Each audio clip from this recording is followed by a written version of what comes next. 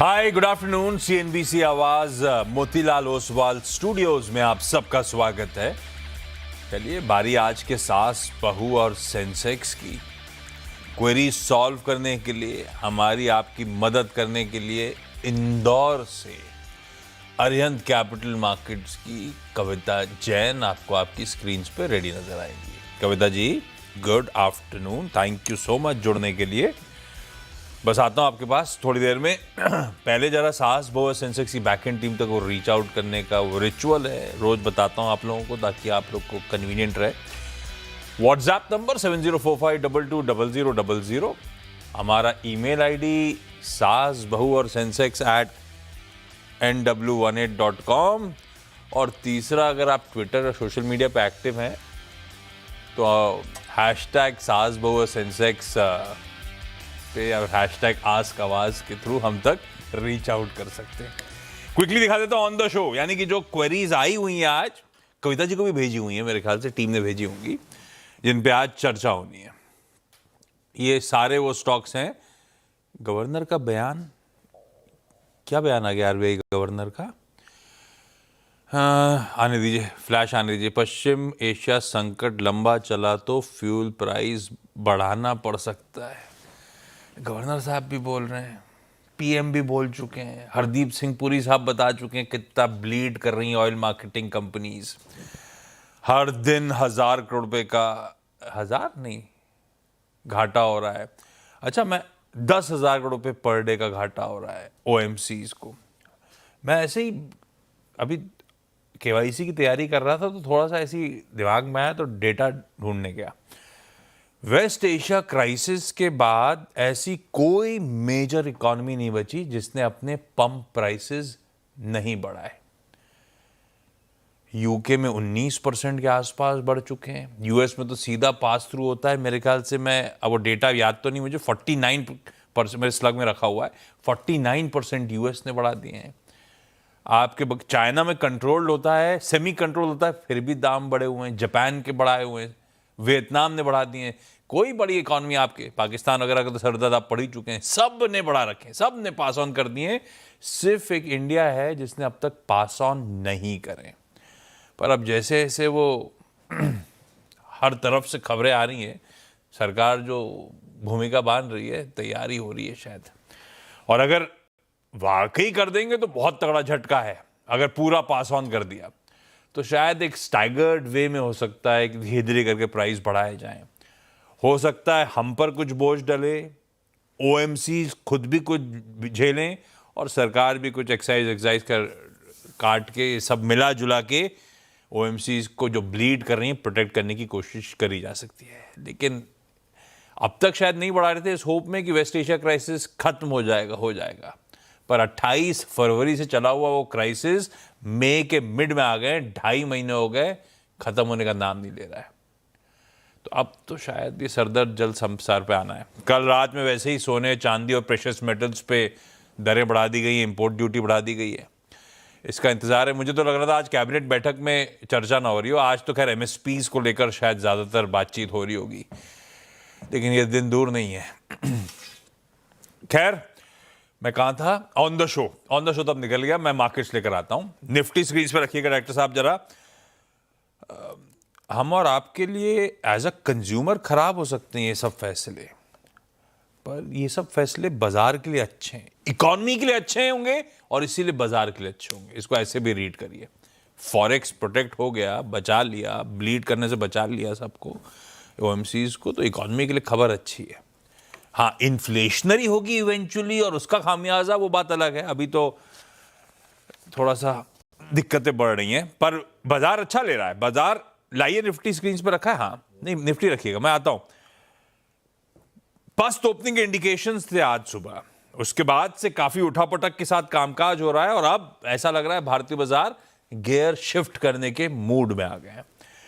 शुरुआत हुई थी फ्लैटिश नोट पे। मेरे ख्याल से शुरुआती ट्रेड के बाद जो डिक्लाइन आया था तकरीबन 125 अंक, उस समय 117 अंक उस समय दबाव के साथ ट्रेड कर रहे थे, यानी कि आधा % नीचे गिरे। आधा % नीचे वाला निफ्टी आधे % अब ऊपर ट्रेड करता हुआ नजर आ रहा है आपको। तो दिन के लो से तकरीबन 1% की रिकवरी कह लीजिए। भारतीय बाजारों में। क्यों आ रही है? मेरे ख्याल से हम 4 दिनों से प्रेशर में हैं और प्रेशर बढ़ता ही चला गया था। कल का ट्रेडिंग सेशन तो हाईलाइट है। 4 दिनों में तकरीबन 1100 पॉइंट निफ्टी ने गवा दिए थे, इस तीव्रता से गिरे थे। और आज सुबह की कहानी ये थी कि रिलेटिव कामनेस थी। कच्चा तेल 117 वाला 117 पे था, अब तो खैर 116.5 के आसपास शायद होगा। रुपया रोज वीक हो रहा था, कहने के लिए वीक आज भी है, लेकिन रुपया फ्लैट ट्रेड कर रहा है। आईटी ने एक पेन बनाया था कल, आईटी अभी भी दबाव में, लेकिन नाम मात्र का दबाव रह गया। तो वो पॉकेट जो ब्लीड कर रही थी एटलीस्ट थमा है मामला। तो आज थोड़ा सा स्क्रीन बेहतर नजर आ रही है। मेटल्स हैं, डिफेंस है, कैपिटल मार्केट्स हैं, खैर इन सब में सबसे इंपॉर्टेंट बैंक्स हैं जो थोड़ा सा आउट परफॉर्म करने की कोशिश कर रहे हैं। 2/3% उछाल के साथ बैंक से समय ट्रेड करते हुए आपको नजर आएंगे। और अच्छी बात यह है, ब्रेथ बढ़िया है। मेरे ख्याल से 5:2 का रेशियो पकड़ लीजिए। 7 स्टॉक्स में 5 मजबूती के साथ ट्रेड कर रहे हैं। तो स्क्रीन आज तो एटलीस्ट अब तक तो बेहतर दिख रही है। कविता जी, अरिहंत पे आप लोग का व्यू क्या? ये थोड़ा सा डेड कैट बाउंस टाइप है, ज्यादा भरोसा नहीं आ रहा है। आप लोग सेल ऑन राइज की स्ट्रेटेजी का इस्तेमाल कर रहे हो या थोड़ा कुछ बदला है? क्या हो रहा है? हाय, good afternoon Ashish ji, afternoon everyone. सो निफ्टी में अगर आज के ट्रेडिंग सेशन को देखें तो daily chart on an hourly chart एक स्पिनिंग टॉप फॉर्मेशन बना है।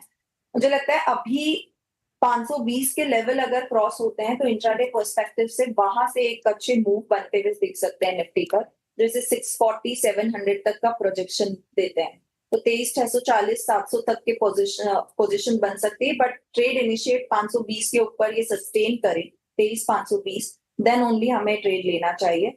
अदरवाइज आज spinning top formation usually indecisive formation होता है, तो दोनों साइड के ट्रेड बनते हुए दिख सकते हैं। अगर वहां से फेल होता है तो हम दोबारा 23,300 की तरफ आते हुए दिखेंगे। तो मुझे लगता है ब्रेकआउट पर ही बाय अटेम्प्ट करना चाहिए 520 के ऊपर, क्योंकि ब्रेड पॉजिटिव है, मेटल्स परफॉर्म कर रहे हैं। अगर ये सरपास होता है तो 450 के स्टॉप लॉस, 23,450 के स्टॉप लॉस के साथ पोजीशन लेनी चाहिए अबाउट 23,520।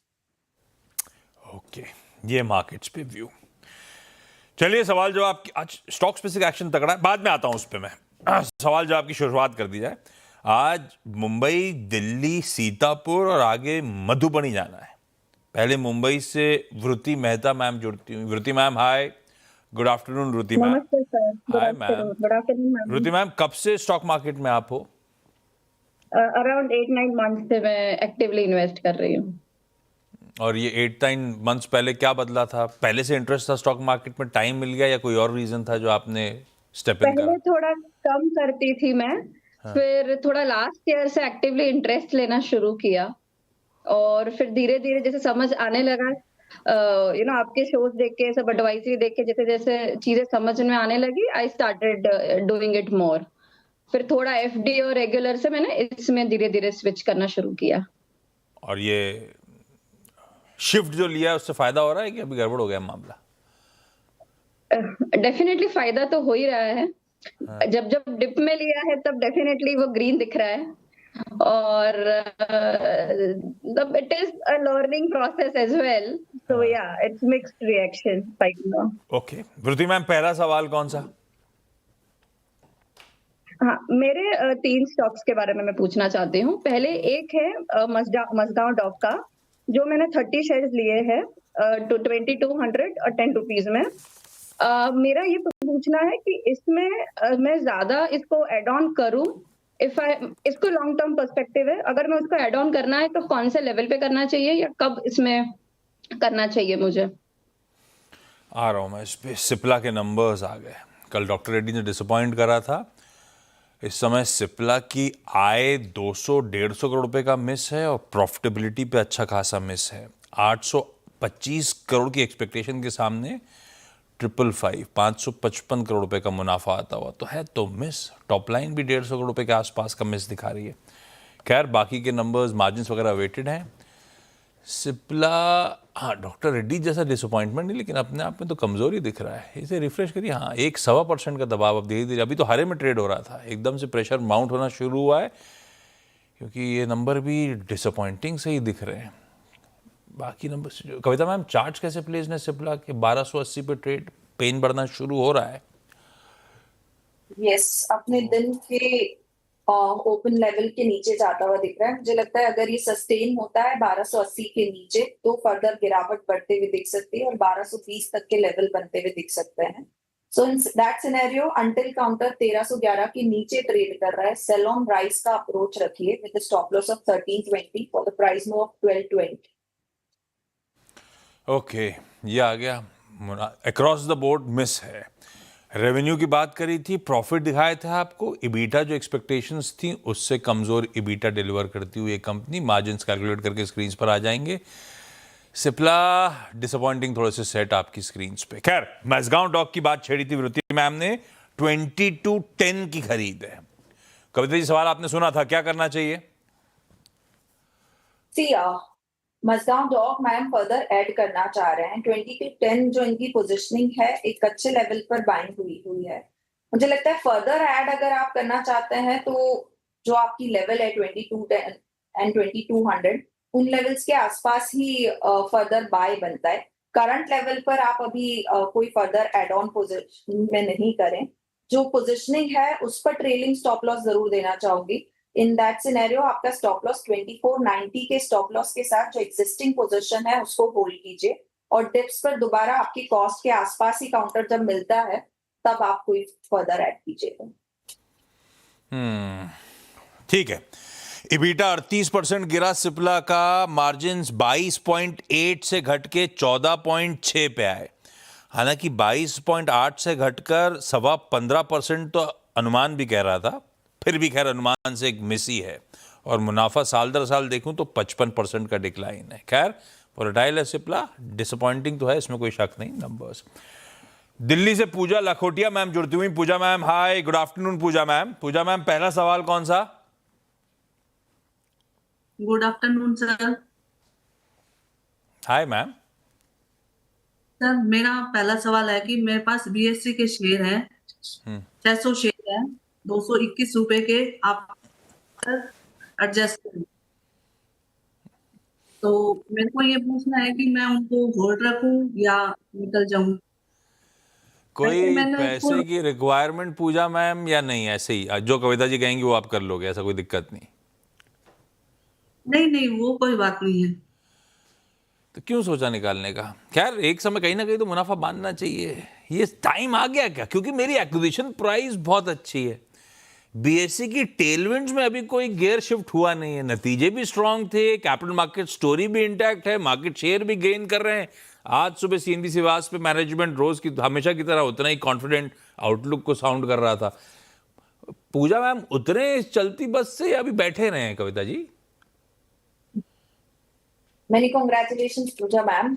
स्टॉक काफी अच्छा है और सर ने ऑलरेडी आपको इतने सारे पॉजिटिव्स बता दिए। एक अच्छा मार्केट शेयर गेन कर रहा है डेरिवेटिव्स जब से इन्होंने लॉन्च किया है।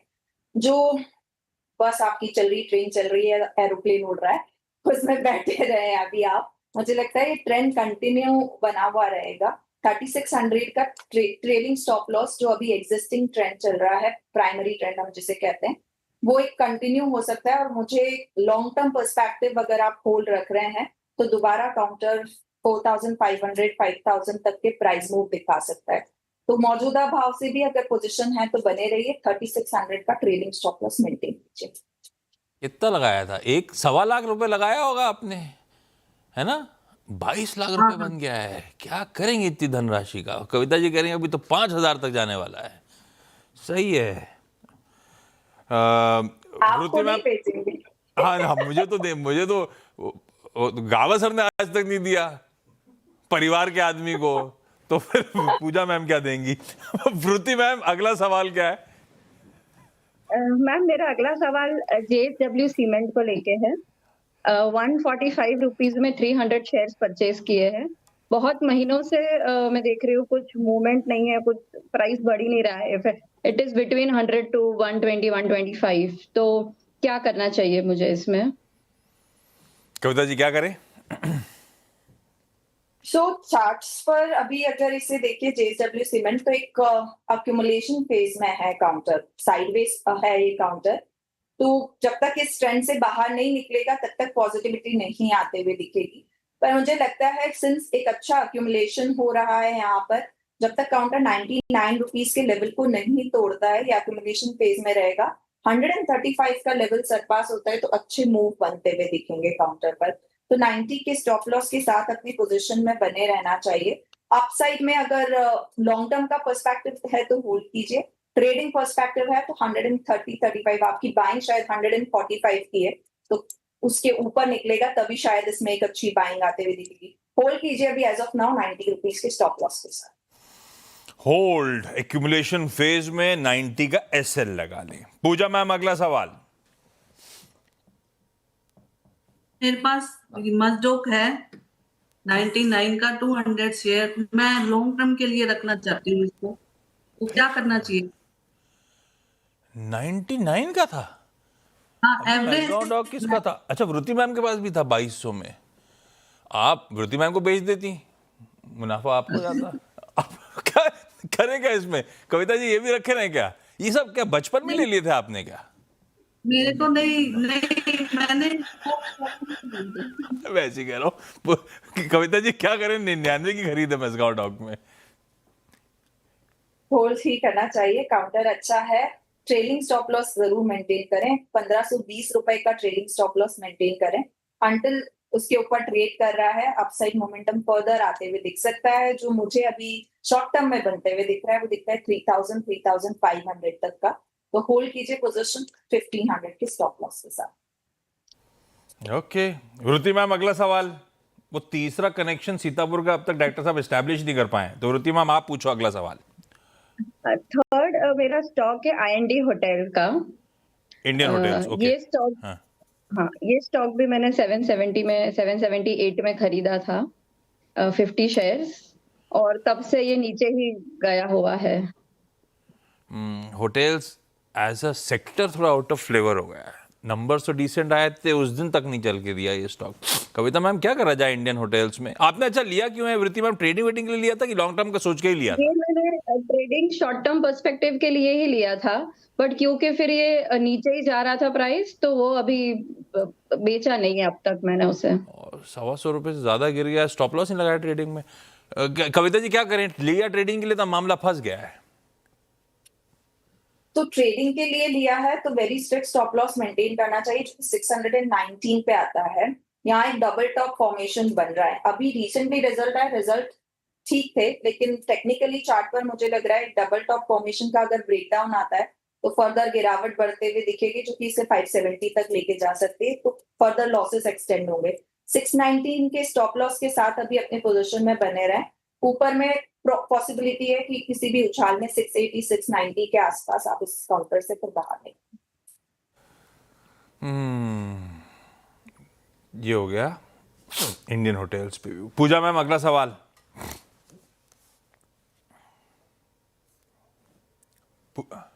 पूजा मैम अनम्यूट करना है हमें। मैम मेरे पास टेंस के शेयर है, 40 शेयर 5000 के हैं, उसमें थोड़ा लॉस आ रहा है मेरे को। चलो, ये तो सही भाव पे लिया हम, रिटेल के आसपास।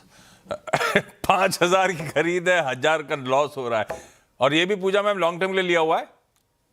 हाँ, लॉन्ग टर्म के हिसाब से लिया हुआ है। ये BSE, ये मैसगांव, ये आप ही ने लिए थे क्या? हाँ हाँ हाँ, कितने साल से स्टॉक मार्केट ये में? मैंने कोविड में, मैं कोविड से हूँ, अच्छा, में कोविड लिए टाइम थे। पे पैसा डाल दिया था सब में। हाँ हाँ हाँ, वेरी गुड। ट्रेंड पे कविता मैम क्या करा जाए?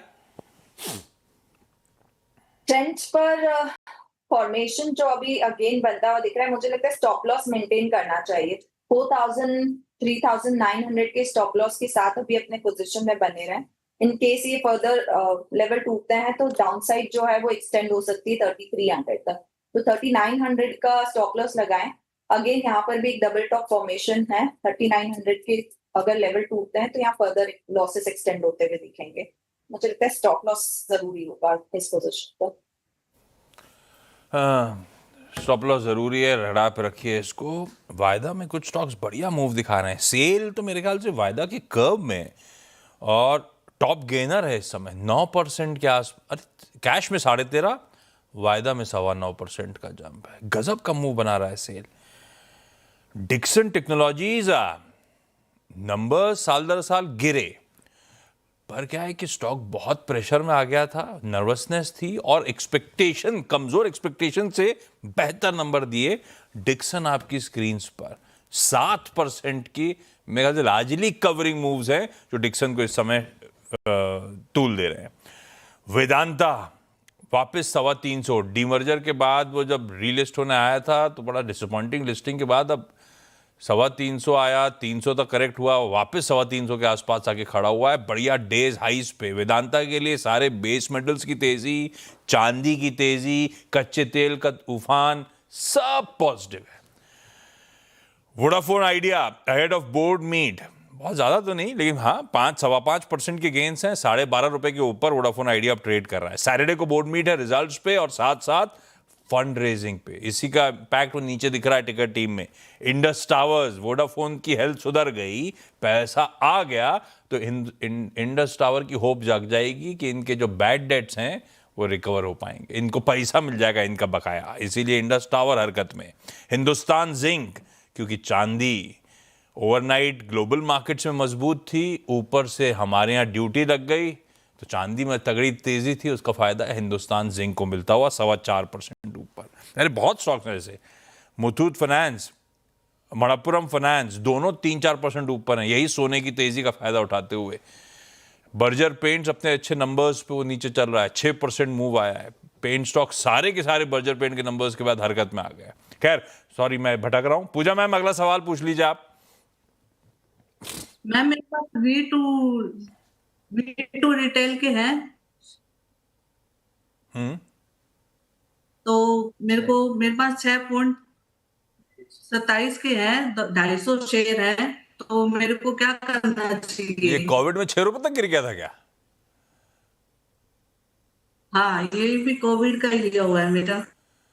कितने ले लिए थे कोविड में आपने? ये जो बताया उतनी कंपनियां ली थी और भी खरीद ली हैं? नहीं बस ये 2-4 और है। सही है यार, 6 रुपए 27 पैसे पे लिया था, 236 रुपए 77 पैसे हो गया है। मुझे पता है कविता जी क्या बोलेंगी। कविता जी यहाँ मुनाफा वालने का एटलीस्ट कुछ तो घर ले जाऊं। पता है मैं क्या बेहतरीन, मैंने कॉन्ग्रेचुलेशंस डेयर किया कोविड में और पोर्टफोलियो बनाया उस समय एक्चुअली, तो काफी लोगों ने जिन्होंने भी बनाया एक बहुत अच्छा गेन मिला है। जो कहते हैं ना पानी के भाव में काउंटर्स मिल रहे थे, सेल लगी थी वहां पर। बट V2 रिटेल एक अच्छा प्रॉफिट में है। आप ट्रेलिंग स्टॉप लॉस मेंटेन कीजिए 230 के ऊपर, जब तक काउंटर मेंटेन है अपने ट्रेंड को ये मेंटेन करते हुए दिखता है मुझे। अपसाइड मुझे दिखता है अभी एज ऑफ नाउ 274 तक ये काउंटर मूव करता हुआ दिख सकता है। तो 230 एंड इवन क्योंकि आपका पोजिशनल है तो 200-230 के बीच में अपने स्टॉप लॉस को मेंटेन कीजिए। सही है यार, मैं बर्तन धोता रह गया और पूजा मैम ने उस टाइम पे लपक खरीदारी कर ली। और अब वो कौन सी मशीन होती है बर्तन धोने वाली, क्या कहते हैं डॉक्टर साहब, डिश वॉशर लिया है, तो अब नौबत नहीं आती उसकी ज्यादा। खैर सही है। Shruti ma'am, Pooja ma'am, thank you आप दोनों का जुड़ने के लिए। कविता मैम बनी हुई है ब्रेक के उस पार। आज की SBS स्टॉक पिक लेके लौटेंगे।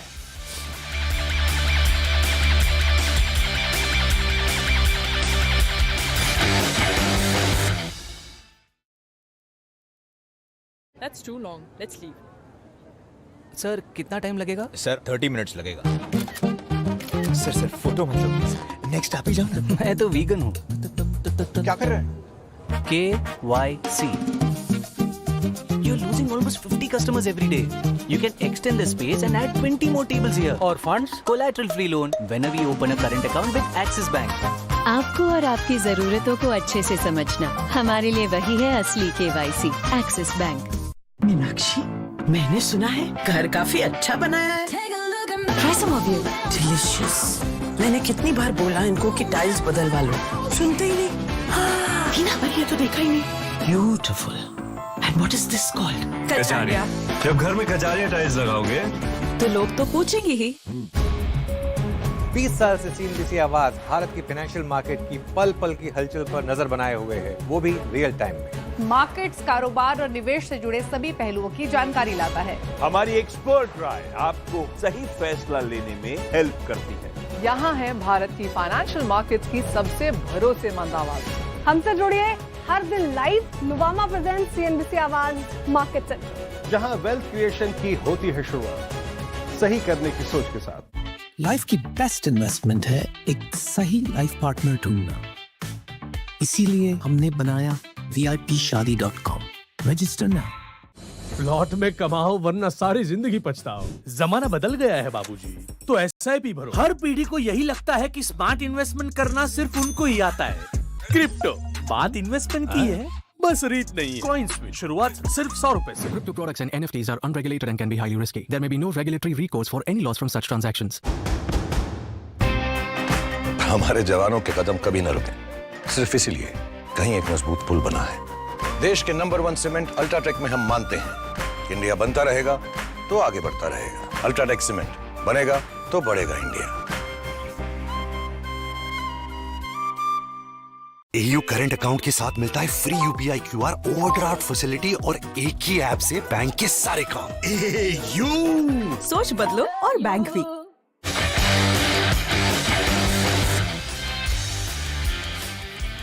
चलिए भाई, ब्रेक के बाद आप सबका स्वागत है। सीधे SBS स्टॉक पिक का स्टिंग प्ले आउट करिए प्लीज। कविता जी, कौन सा स्टॉक आपके और अरिहंत कैपिटल मार्केट्स के रडार पे? सो हिंदुस्तान कॉपर्स कल भी मैंने आप लोगों के साथ शेयर किया था इन कमाई का अड्डा। बहुत अच्छे फॉर्मेशंस बने, even on a monthly chart अपने इनगल्फिंग फॉर्मेशन का आज कंफर्मेशन देते हुए दिख रहा है। साइडवेज से काउंटर बाहर निकला है, तो पोजिशनल सेटअप अच्छा है। मौजूदा भाव से भी आप बाय कर सकते हैं और डिक्लाइन अप टू 570, 596 पर अभी ट्रेड कर रहा है, तो डिक्लाइन अप टू 570 आप इसमें पोजीशनिंग कर सकते हैं। 565 का स्टॉप लॉस लीजिए एज अ स्विंग ट्रेड, और मे बी अ डे और टू मुझे लगता है अपसाइड मोमेंटम 630, 640 तक बनना चाहिए। एंड शॉर्ट टर्म व्यू 750 तक जाता हुआ दिखता है। जिन्होंने कल लिया था कहने पे, वो तो बढ़िया प्रॉफिट्स में बैठे हैं। प्रॉफिट्स को राइट करिए, स्टॉप लॉसेस रिवाइज कर लीजिए, और इनफैक्ट इवन फ्रेश एंट्री के मौके 565 के एसएल के साथ अब हम 630, 640 ही कर रहे हैं तैयारी। और आज मेटली वो पॉकेट है जो सबसे अच्छा परफॉर्म करके दे रही है। Kavita ji, thank you so much जुड़ने के लिए। अगली मुलाकात होगी अब 1:27 पे न्यूयॉर्क कंपनी में। आज वो सोनाटा सॉफ्टवेयर के CFO साहब होंगे। उस दिन टीज करा था, कुछ कंफ्यूजन हो गया था, बातचीत हो नहीं पाई थी। नंबर्स और आगे का आउटलुक, और इनफैक्ट इवन वो AI थ्रेट जो कल पूरे IT सेक्टर को सता रही थी, सब पे बातचीत करूंगा।